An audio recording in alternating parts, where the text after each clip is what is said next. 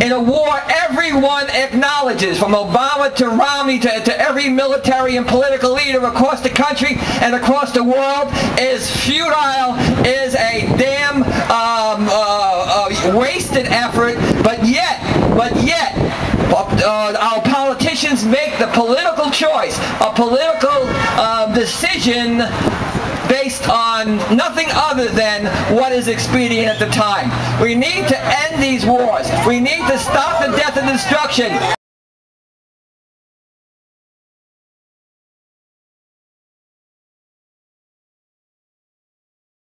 Right? So we're trying to make the candidates talk about global warming and climate change, right? Because we got to do something. Because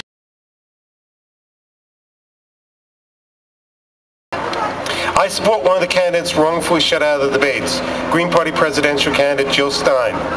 She was actually arrested with a VP candidate over there just an hour or two ago, trying to get into the debate that she should be on the stage for. Dr. Stein is on 85% of the ballots in the country. She's called for all qualified candidates who could win the Electoral College to be in the debate.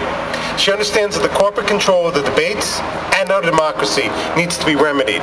She has consistently supported the reforms called for by the Occupy movement. She has chosen anti-poverty crusader Sherry Hankala as a running mate. As Green Party candidates, they follow the party policy of refusing all corporate donations. And by the way, Dr. Stein has already debated Romney and bested him when they were both candidates for Massachusetts governor in 2002. When I was here 4 years ago, I outlined the issues that a Green Party presidential candidate would raise in the debate that Obama and McCain would not. Obama and Romney still will not discuss those issues. Green Party presidential candidate Dr. Jill Stein would rein in the oversized military budget that is driving us off a fiscal cliff. Our military budget is larger than every other nation in the world combined. There is no reason for us to be maintaining 1,000 overseas bases. Our supersized military has been both a financial and foreign policy disaster. It is time to take a different path. As the Green Party 2008 Veep candidate said, the Green Party is not the alternative, it is the imperative. Like reining in the military budget, a single-payer healthcare system would bring us in line with every other industrial democracy in the world. Dr. Stein is a supporter of single-payer. Neither Obama or Romney will even mention single-payer, despite the boost it would give to American businesses. All Obama and Romney want to do is argue over which one of them passed a better version of the same Heritage Foundation healthcare plan. Romneycare and Obamacare just shore up the detrimental private health insurance industry and drag down the economy.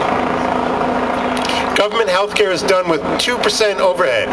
Private health insurance is done with 20% overhead. Single payer would do away with hundreds of public and private bureaucracies. It would free doctors to concentrate on your health instead of worrying if they're using the right bureaucracies for them. It would free up job creators to concentrate on innovations instead of worrying about staying underemployed to keep health insurance. Just as I discussed 4 years ago, the Green Party candidates more interested in bailing out the American taxpayer than bailing out the banks and the corporate tax cheats. Both Obama and Romney mouthed the too-big-to-fail bank propaganda that the foreclosure crisis is the fault of American homeowners rather than the criminal action of American bankers. Neither Obama or Romney has even questioned the Federal Reserve's secret $1 trillion bailout of the banks, domestic and foreign. Dr. Stein would break up the big banks and nationalize the Federal Reserve. We in Long Island know what a terrible idea nuclear energy is. We came together as a region to shut down the Shoreham plant. Neither Obama nor McCain nor Romney understand this. Nuclear power does not make sense for public safety or financially. Fukushima reminded us all the uncontrollable danger of nuclear power, and that is with corporate media downplaying all the damage that has happened to Japan. The corporate media has also ignored that we are being forced to underwrite the cost of nuclear energy because the financial markets will not. The federal government has to provide both the insurance and financing of nuclear power plants.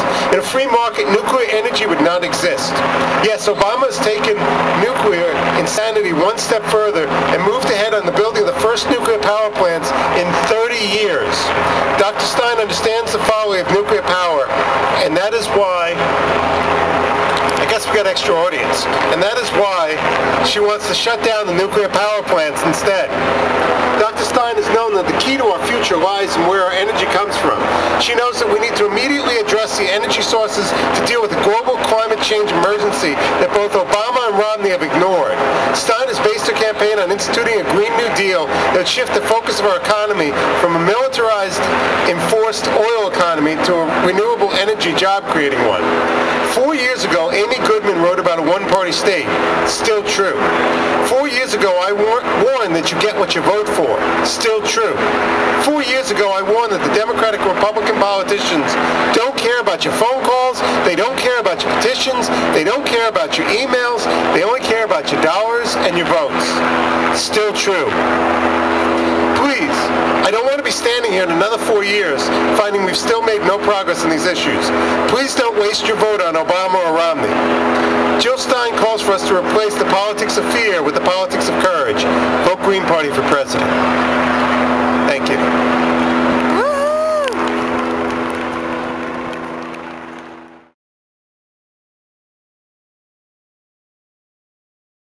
Arrested as they attempted to enter the grounds of, well, what can we call it, this gated debate? Well, I think that's true. I think it's true that the folks on stage tonight don't represent all the candidates that are running for office, and that the debates are fairly closed, and that I think there are calls for opening up that debate. I mean, it was a different debate when Ross Perot was there on the stage years back with Clinton and Mr. Bush, I believe. So I think that process should be opened up some months more as well.